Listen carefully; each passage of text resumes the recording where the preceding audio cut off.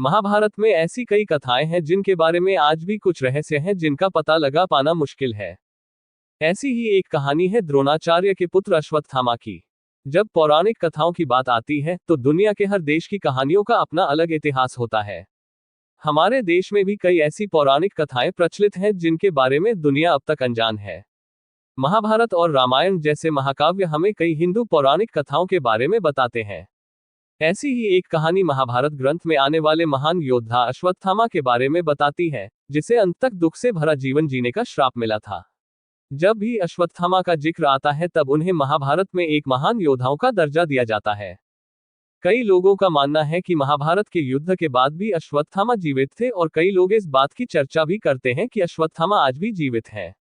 आइए जाने कि क्या सच में अश्वत्थामा जीवित है और उनसे जुड़े कुछ रहस्यों के बारे में भी जाने।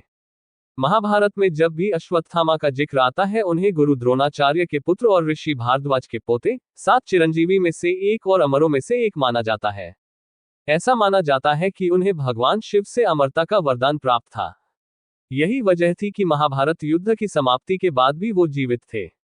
अमरत्व प्रदान करने के साथ साथ अश्वत्थामा ने अपने जन्म के समय एक रत्न भी प्राप्त किया था जिसे उनके माथे के केंद्र में रखा गया था। रत्न ने उन्हें मनुष्यों से कम सभी जीवित प्राणियों पर शक्ति दी और उन्हें भूख, प्यास और थकान से बचाने में मदद की। अश्वत्थामा का नाम सुनते ही लोगों के मन में यह विचार जरूर आता होगा कि उनका इतना विचित्र नाम कैसे पड़ा। दरअसल इसकी एक बड़ी रोचक कथा है। अश्वत्थामा ने जब जन्म लिया तब उसने अश्व के समान ध्वनि की। इसके बाद आकाशवाणी हुई कि यह बालक अश्वत्थामा के नाम से जाना जाएगा। महाभारत की कथा के अनुसार अश्वत्थामा के सिर पर जन्म से ही एक मणि थी। एक बार द्रौपदी ने महाभारत में उनकी प्रार्थना पर गुरुपुत्र को प्राणदान दे दिया, लेकिन सजा के तौर पर मणि उनसे छीन ली। मध्य प्रदेश में महू से करीब 12 किलोमीटर दूर स्थित विंध्याचल की पहाड़ियों पर खोदरा महादेव विराजमान है। इस स्थान को अश्वत्थामा की तपस्थली के रूप में पूजा जाता है। ऐसी मान्यता है कि आज भी अश्वत्थामा यहाँ आते हैं।